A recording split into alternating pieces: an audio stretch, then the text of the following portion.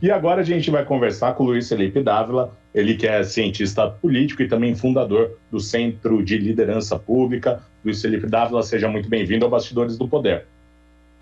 Muito bom dia a você, Marcos, Zezé, e a todos os ouvintes da Rádio Bandeirantes.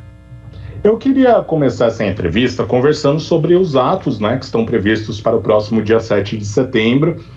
Como que o senhor analisa, né, essa movimentação que deve acontecer na próxima terça-feira, com o presidente Jair Bolsonaro convocando, né, tentando levar o seu eleitorado às ruas? Por um outro lado, também a esquerda, que insistiu em fazer a manifestação em São Paulo, na capital paulista, no Vale do Anhangabaú, no mesmo dia. Se existe realmente um perigo ali de confronto real, se existe algum perigo em relação até mesmo à democracia, mesmo se de repente os atos forem muito grandes em apoio ao presidente. Como o senhor está analisando a movimentação para esse dia 7 de setembro que está chegando? Olha, Marcos, o que nós sabemos é que será uma movimentação, uma mobilização muito grande de ambas as partes. Então, tem um lado positivo disso. As pessoas têm a livre expressão de manifestar suas preferências, né, dos dois lados, dos dois polos. O que não pode acontecer é a violência. Né? A violência é que tem que ser evitada. Violência não só briga entre as duas facções, então precisamos respeitar também a tolerância, né, a opinião diversa nesse momento. Né? Então, o que não pode ter é briga e, evidentemente, torcemos para que não haja nenhum ato, aí sim, de avanço a ataque às instituições, como invasão do Congresso Nacional, como invasão do Supremo Tribunal Federal, que não tenha nenhum ato que represente uma afronta às instituições democráticas. Né? Eu acho que esse exercício da democracia é poder manifestar suas opiniões, suas ideias, mesmo aquelas que nós não concordamos, mas não pode extrapolar para um ataque às instituições. Isso seria muito negativo para o país nesse momento. Um momento já delicado, em que o Brasil enfrenta a maior recessão econômica dos últimos 10 anos, recorde de desemprego, queda de renda, mais de 20 milhões de brasileiros voltaram à miséria. Então, nós vivemos uma situação dramática no país. E o que nós não precisamos é acrescentar agora uma tensão institucional ou fazer a corda esticar demais em relação aos desafios das instituições democráticas.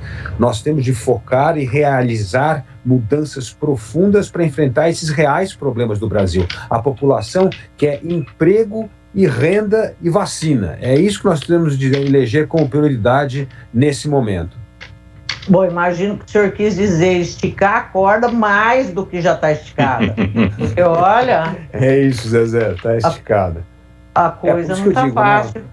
Um ato desse, uma invasão do Congresso ou do Supremo, isso representa esticar a um ponto muito perigoso em termos de estabilidade democrática. Né? Então nós temos de vigiar isso. Essa preocupação da radicalização das polícias militares, né? Isso não pode existir. Nós temos de ter... Isso. Como é que o senhor está vendo isso? O Estadão, a manchete do Estadão hoje volta a atenção. Novamente, o Estadão acho que é o jornal que tem dado mais cobertura a essa questão da ideologização das nossas forças de segurança. E hoje fala que aumentou muito o discurso radical, principalmente de altas patentes da polícia militar nas redes sociais, defendendo o Bolsonaro e aderindo ao discurso até golpista do Bolsonaro. Como é que o senhor vê isso? Eu vejo com muita preocupação, porque, na verdade, a polícia é um órgão de Estado. Tem que servir a preservação da ordem e da lei. Manifestação política, evidentemente, cada cidadão pode manifestar, mas quem está fardado não pode entrar nessa disputa política. Portanto, mas eu acredito que, no caso de São Paulo especificamente, há sim um respeito da hierarquia da polícia militar muito forte e não permite esse tipo de insubordinação, ou seja, a opinião pessoal dos membros da polícia militar não podem ser traduzidos em ação no uso da força e no exercício do cargo que eles deveriam exercer com isenção e aí sim com preservação da ordem. Não importa se eles gostam ou não gostam do governador João Dória, se eles gostam ou não gostam do presidente Bolsonaro, é preciso fazer com que a ordem seja mantida e cumprida. Então, em São Paulo, eu estou um pouco mais tranquilo, apesar dessas manchetes preocupantes de que há uma opinião, um grande foco bolsonarista dentro da polícia, mas a hierarquia ainda prevalece na polícia paulista. Agora, em outros estados, a coisa é bem mais complicada, né? Então, assim, mesmo com aquela fala do coronel Alexander, o senhor acha que foi suficiente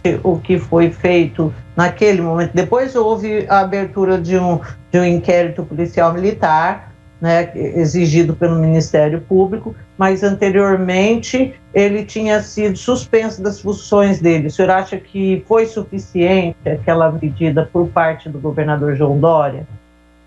Olha, Zezé, o que foi importante foi a celeridade, a rapidez com que a coisa foi tomada, entendeu? Aconteceu, o Twitter, menos de 24 horas depois, o Alexander estava afastado. Então, eu acho essa agilidade, essa celeridade é que precisa.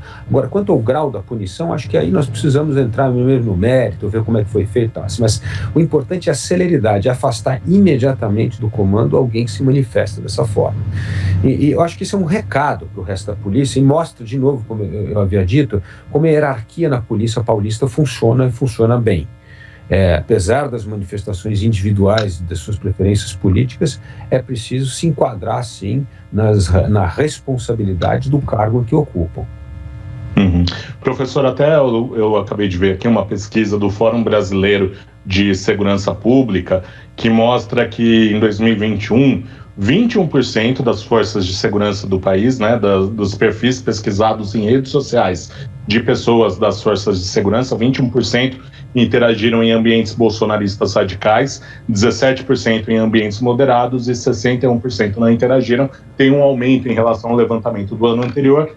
Foram analisados 651 usuários de Facebook e Instagram, e realmente a Polícia Militar é o que tem o maior contingente aí de bolsonaristas, né, de pessoas, né, que são da PM, de policiais militares que interagem nesses núcleos virtuais aí do bolsonarismo.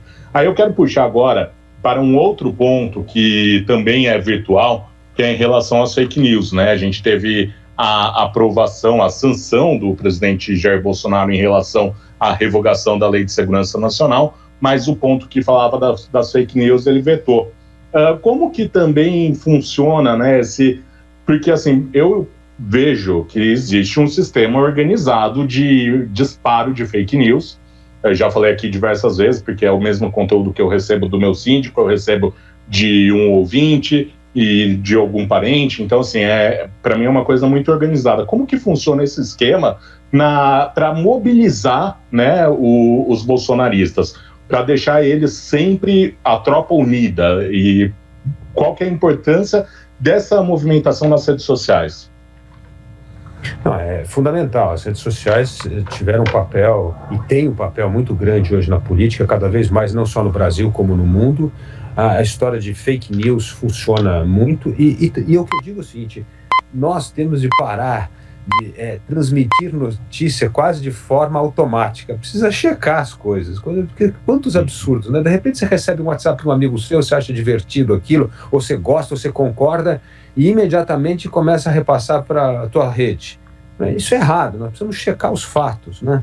Então, eu acho que essa é uma prudência que todos nós precisamos ter como cidadão. Nesse momento de muita fake news, não reaja de forma impulsiva. Espere um pouco, cheque, veja se aquilo é verdade. Essa é uma maneira pela qual, como cidadão, pode contribuir para diminuir a propagação de fake news. Mas, voltando à sua pergunta, o que acontece com a fake news?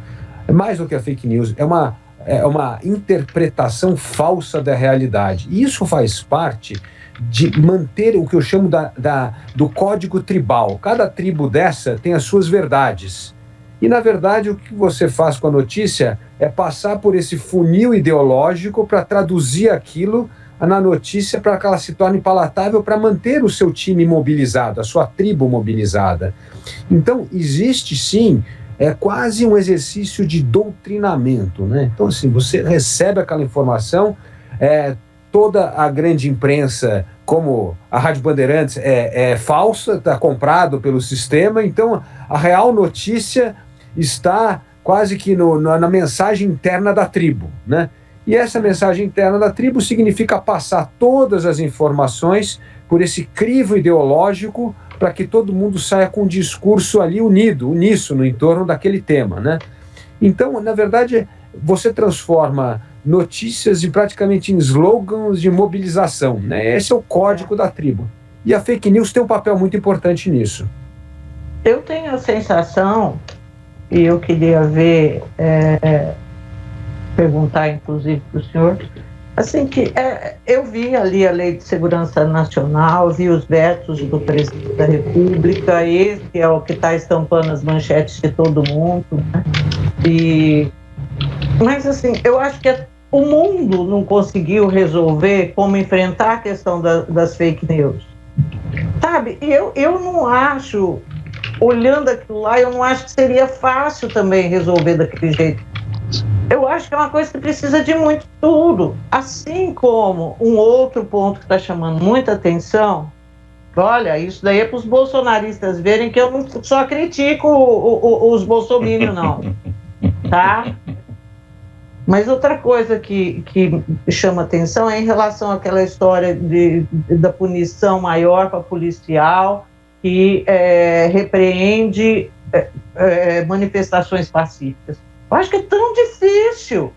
Eu me lembro daqueles movimentos de 13, lá de 2013, que a coisa descambava com uma facilidade para a violência, para os black blocs da vida e tudo mais, e eu não sei, aí tem um gênio lá no Congresso Nacional que diz, eu sei, quem vai arbitrar? O que o senhor acha? Eu acho que você tem toda a razão, Zezé. É muito tênue essa linha do que devemos proibir ou censurar, porque aquilo representa uma ameaça à ordem democrática, e o que é liberdade de expressão. Acho que essa linha é uma linha muito tênue. Mas naquela época de 2013, como você bem lembrou, houve sim, os black blocs passaram do limite. Evidentemente eles eram todos ligados aos blocos de esquerda, né, uma esquerda radical, e depois os seus membros acabaram sendo processados, e foi aí que o movimento black bloc começou a diminuir de intensidade. Quando é a lei, ela é respeitada e não se deixa passar ou tolerar a baderna. Então eu concordo com você. É preciso. Você entrou de forma violenta, quebrou o patrimônio público, atacou pessoas, feriu pessoas, tem que responder na justiça. E o que não pode acontecer, Zezé, e infelizmente o que ocorre no Brasil, é que às vezes esse processo demora muito. E ao demorar muito, passa a ideia da impunidade. Então nós precisamos sim ter uma justiça muito mais célere para responder a esses ataques e essas violações, né? Eu acho que esse é o primeiro ponto. Segundo, que eu sempre falo que as manifestações pacíficas têm um poder extraordinário, porque elas acabam levando mais gente para a rua. Quando você pode participar de uma manifestação com seus filhos e netos, e porque ela é pacífica, você leva mais gente à rua. Eu digo que uma das mobilizações pacíficas mais importantes da história do século XX foi nos Estados Unidos o Martin Luther King, que fazia toda aquela marcha pacífica e controlava as pessoas para não passar do ponto e entrar na violência, né? E foi as marchas pacíficas que fez a grande transformação nos Estados Unidos, que acabou aprovando os direitos civis americanos. E mesmo naquele momento existia já o Black Bloc dentro do movimento negro americano, que era o Malcolm X, que queria violência e tal. Então, assim, mesmo dentro do movimento desse grande, existia a turma que achava que tinha que ir para o lado da violência. Então, assim, eu acho muito importante que essas manifestações sejam pacíficas, porque o Brasil já está excessivamente polarizado, já está excessivamente radicalizado. Então, qualquer ato, qualquer coisa vai ser a desculpa para entornar o caldo e nós temos violência, e é o que nós não precisamos nesse momento. E eu digo aqui, né, ao Zezé e aos ouvintes, que o grande problema do Brasil é isso. Todas essas manifestações estão tirando a nossa atenção dos reais problemas. As pessoas precisam trabalhar, precisa ter renda, a economia precisa crescer. Nós estamos estagnados há 10 anos. E sabe por que a gente está estagnado durante 10 anos? Porque há 10 anos o Brasil tem instabilidade política. Então, aqueles que poderiam investir nas empresas, em gerar emprego, ficam com medo de investir porque não sabem como é que vai ser o dia de amanhã. Então, acabam não investindo. E assim nós temos hoje 15 milhões de desempregados no Brasil. Portanto, a paz política, a preservação da ordem, a estabilidade do sistema político, ela é fundamental para que nós possamos encorajar os nossos empreendedores a investir no país, investir e gerar emprego e renda para a população. Bom, Marcos, vou fazer mais uma e juro que depois eu passo a palavra para você. Eu vou voltar aí à questão das manifestações e vou fazer uma colocação que um ouvinte nosso tem feito com uma certa frequência. Ele diz o seguinte: os movimentos da direita, as manifestações da direita sempre foram pacíficas, inclusive da gente cumprimentando policiais, levando os filhos. Por que a imprensa agora fica falando que pode descambar? Por que a imprensa está falando nesse momento que pode descambar, Luiz Felipe? Bom, primeiro é verdade a observação do ouvinte, né? As manifestações geralmente da direita são sempre pacíficas, né? Nunca nós tivemos black bloc na direita, né? Então, sim. Mas o que assusta hoje é que, primeiro, que dentro desses grupos o tom está aumentando, como você bem colocou no começo, né? O tom do radicalismo está aumentando nas redes sociais, nas convocações. Então, assim, estão quase que usando a linguagem black blocs para a direita, o que não era uma coisa normal antigamente. Antigamente, né, você se lembra muito bem das manifestações do impeachment, que você podia ir com seus netos, com criança, com bebê, e não tinha problema nenhum. Era uma coisa assim, e isso é bom, porque leva mais gente para a rua, né? Mas o tom da fala está aumentando muito, um discurso muito mais radical e violento, né? E segundo, que o presidente insufla também. Quando o presidente diz que todo mundo tem que se armar, que todo mundo tem que se preparar para o confronto, isso é um sinal muito negativo, é quase que uma ordem, um comando, né, para acirrar a violência. Então nós temos por isso que a imprensa está preocupada, é a linguagem usada nas redes sociais e é como o presidente da República está atiçando praticamente para atos violentos. Então, assim, aliás, hoje, para dar um pouco de crédito, ontem Bolsonaro já começou a maneirar um pouco nesse ato, mas até ontem ele dizia que população armada é que a população segura. Então, assim, isso não pode acontecer. Daí para nós descambarmos para uma coisa violenta e, como eu disse, esticar a corda até o ponto de ruptura dessa corda institucional do Brasil, é muito curto, porque é difícil controlar as pessoas mais radicais quando você começa a atiçá-las a ir para o confronto. Então é por isso que as pessoas estão realmente preocupadas com o 7 de setembro. Viu, Digão? É exatamente isso que eu acho também. Vamos falar um pouquinho sobre as eleições de 2022, professor. A gente tem agora, né, sempre a discussão em relação à tal da terceira via, né, que as pesquisas apontam que não seria nem Bolsonaro, nem Lula, que o Brasil poderia querer uma terceira via, um terceiro nome. Na última pesquisa que eu vi que saiu na terça-feira, não, hoje é quinta, na terça-feira, agora eu não me lembro o nome do instituto, mostrava Lula com 45%, Bolsonaro com 26%, e ali os nomes dessa terceira via poderiam ter um alcance ali mais ou menos na faixa dos 20%, todos somados. É possível, o senhor acredita que a gente possa ter um candidato da terceira via que consiga ali aglutinar de Ciro Gomes, a Datena, a Dória, todo mundo no mesmo balaio para ser o candidato da terceira via? Porque, assim, pelo que eu tenho visto, se tiver ali mais de um candidato dessa terceira via, vai ser difícil chegar ao segundo turno, né? Porque aí vai ficar realmente mais entre o Lula e o Bolsonaro. Mas o senhor acredita que será viável um único nome da terceira via? Bom, ótima pergunta, Marcos. Eu acredito que sim, vou explicar por quê. Bom, se nós olharmos os números, assim, hoje 30% do eleitorado vota na esquerda, então é mais ou menos 28% a 30% que vota o Lula ou vota em alguém da esquerda, certo? O Bolsonaro vamos dizer que ele tem 20% a 25% aí dos seus eleitores, né? Então, assim, tem uma faixa aqui, que é por volta de 40%, 42% dos eleitores que não querem nem Lula nem Bolsonaro. Então, se você olhar para os números, mostra que tem uma avenida. Mas o que não pode acontecer, como você bem disse, é fragmentar. Porque se tiver uma única candidatura, tem aí 40% do eleitorado que diz que não quer votar nem Lula nem Bolsonaro. Portanto, é uma candidatura viável. Então, a primeira parte da tua resposta é sim, se tiver uma única candidatura para captar os votos dessas pessoas que não querem nem Lula nem Bolsonaro, é possível que seja uma candidatura vitoriosa, né?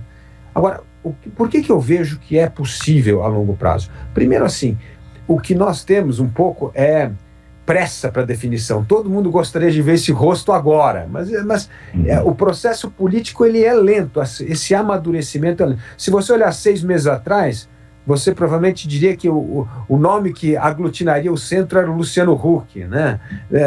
Antes, 8 meses atrás, era o Sérgio Moro. Então, os nomes aparecem e desaparecem.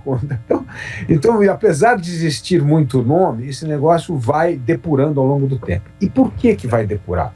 Por 2 coisas. Primeira, os grandes partidos hoje estão muito mais preocupados em eleger deputados e senadores do que presidente da República. Por quê? Porque como eles acham que vai ser uma eleição muito competitiva, eles querem se garantir. Se eu tiver bastante deputado e senador, eu sempre vou ter uma parcela do poder. E não importa o presidente que foi eleito, vai ter que conversar com a gente. Então, assim, o grande esforço dos partidos políticos hoje é priorizar as eleições para o legislativo. Em segundo lugar, eles querem priorizar as eleições para os governos estaduais. Por quê? Porque um bom candidato a governador ajuda a puxar voto para deputado e senador. Então, a lógica que prevalece hoje nos grandes partidos é, já que eu tenho meu dinheiro do fundo eleitoral, onde é que eu vou colocar melhor esse capital? Eu quero investir esse capital na eleição de deputado e senador. Então isso mostra que existe uma predisposição para se unir em torno de um nome, porque ninguém quer ter um candidato a presidente que vai drenar bastante dinheiro do fundo partidário, do fundo eleitoral, né? Vai ter menos dinheiro para a disputa dos deputados e senadores e governadores, para apostar num candidato numa eleição muito arriscada. Então, primeiro, existe essa lógica interna nos partidos. A segunda lógica que existe é que os próprios candidatos sabem disso. Se o ego prevalecer sobre a lógica, eu vou perder a eleição. Se nós tivermos, você acabou de colocar, se tivermos 2 ou 3 nomes, pronto, perdemos a eleição. Então, existe também um entendimento sobre isso. Eu realizei, em parceria com o Estadão, o Centro de Liderança Pública e o Jornal Estado de São Paulo, 2 debates com alguns candidatos desse centro democrático. Foi com o Mandetta, o Eduardo Leite e o Ciro Gomes. E foi muito interessante, porque quando chegou ao teatro, havia lá um camarim reservado para cada um, e ninguém queria ficar no camarim. Eles fizeram uma roda com as cadeiras e começaram a discutir o Brasil, porque eles estavam preocupados com o Brasil. Então, existe uma preocupação com o Brasil, com a democracia, com a preservação da liberdade, da democracia, que transcende o partido político. E principalmente, Mandetta e Eduardo Leite, você sente uma enorme disposição em abrir mão até da candidatura em nome de uma candidatura mais competitiva. Então, assim, o Ciro Gomes, eu acho que vai disputar a eleição, sim, mas o Ciro vai roubar mais voto da esquerda. Difícil o Ciro roubar voto da centro-direita, né? A centro-direita está muito claro esses valores que as pessoas defendem, né? A família, os valores cristãos, uma economia mais liberal. E o Ciro não vamos dizer, não representa esse figurino para o eleitor. Então, acho que ele vai roubar voto mais da esquerda. Então, na centro-direita, tende a haver um único candidato. Agora, eu acho que esse processo só vai se definir mesmo antes das convenções partidárias em junho de 2022.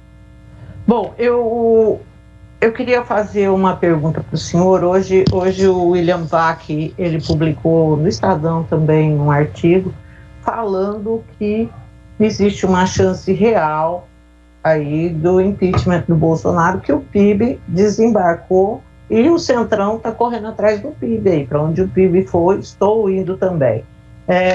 O senhor acha que existe essa possibilidade? Olha, a questão do impeachment, do impedimento do presidente da República, não é fácil, né, Zezé? Porque o que acontece? Ela não é algo como por exemplo, um processo na justiça, que você entra na justiça contra alguém, tá, né? Ela é um processo político. E, por enquanto, o Centrão ainda está dando apoio ao presidente da República. Então, para que o impeachment ocorra, não adianta só o PIB brasileiro ser favorável, né? Precisa mudar o humor na política, e principalmente do Centrão, que hoje controla a Câmara, especialmente o deputado Arthur Lira, ele tem o poder só dele de tirar um dos processos de impeachment e colocar em votação. Então, se ele não quiser fazer isso, não há pressão no mundo que faça acontecer o processo do impedimento acontecer.